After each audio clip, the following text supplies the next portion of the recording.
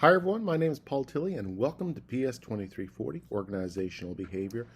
This year's class will be live in the sense that it will be online live on Mondays at 9:30, Tuesdays at 8:30, Thursdays at 1:30, and Fridays at 9:30 a.m. as required.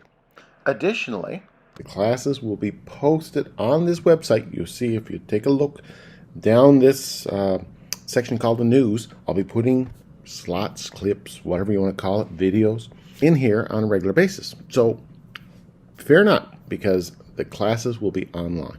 Okay? Now, when do we meet? Most importantly, you want to know, what is this course all about? What are we going to do? Let's take a look at the syllabus. If you look at the syllabus that I have here before you, you'll see that essentially this course is about organizations and how people operate within organizations. That's why it's called organizational behavior. So it's a study of the practical application of people, psychology, application, sociology. All of these concepts are brought together in organizational behavior. So through the use of workplace examples and analysis, the interrelationships between people and groups and organizations is going to be studied. We're going to look at organizations, organizational structure. We're going to look at things like attitudes, values, perceptions, ethics. We're going to look at how people learn. We're going to take a look at what motivates people and what are some of the things that demotivate people.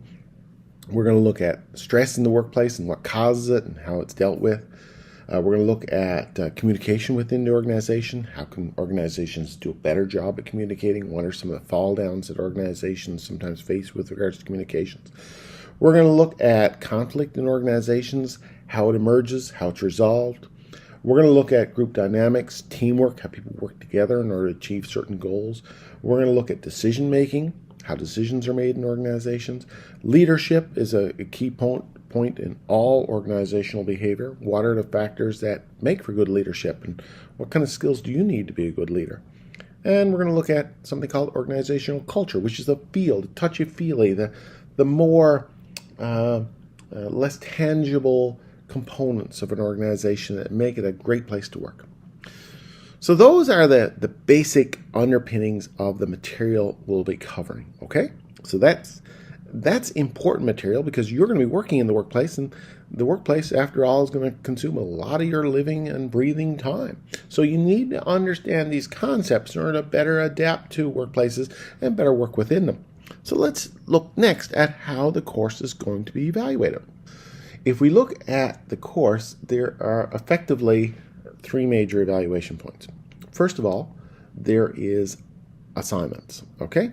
What I have is really, it's one big assignment, or you can consider it a bunch of little assignments. The assignments are worth 40%, and what I want you to do in terms of those assignments is to be absolutely aware of what's going on in the world right now with regards to organizational behavior. So what I'm asking you to do is, over the next 13 weeks, you'll be expected to keep abreast of articles in the news that relate to topics that we're covering in this course. Simple as that. Your task is to find 20 news articles that are posted during the term of this course. Okay? So this is not stuff that's 30 years ago. This is stuff that's relatively now. And these articles relate, or should relate, to what we're doing now. So you need to form a relationship between what the article is talking about and what we're talking about in the course. So I want you to include the article in your assignment or a link to the article, and tell me about the particular organizational behavior topic that's referenced there. So what are we talking about from what is this article? How does it relate to what we're talking about in the course? Okay? So, I'm looking for 2 to 4 paragraph explanation that explains how and why the article relates to that OB topic. And these can be passed in individually. You can send them in as we go along, and I have a Dropbox. If you look above, you will see there in terms of communication, you will see Dropbox there, and you will look and find a Dropbox for this assignment, okay? So that you can pass them individually as we go along, or at the end of the term, the last week of the term, they're due. So that's the last week of classes, not the last week of the term, but the last week of classes. That's due. Okay, so that's the major assignment that runs right through the term, and you actually start working on that now. And I've said actually you could look at that and start working on it before you go to bed. You know, you look at an article through Facebook or something like that. Think about it related to what we're talking about in this course. Okay? Now, as well, we have 2 exams through the course. The first exam covers Units 1 to 4, and the second one will cover Units 5 through 7. They're going to be multiple choice. And then we have a final exam that's worth 30%, and that is an exam that covers really the majority of the material in the second half of the course. So effectively, the final exam is comprehensive, but more focused on the second half. Now, say these exams, the midterm is all multiple choice. The final exam has a multiple choice component plus some questions and answers, and you can see the breakdown of that. Okay, so that's how the course is going to be evaluated. Next, I want to take a look at the textbook for the course. The textbook for the course is Robbins, and here it is right here. I'll put up a picture of it, and you can access that online.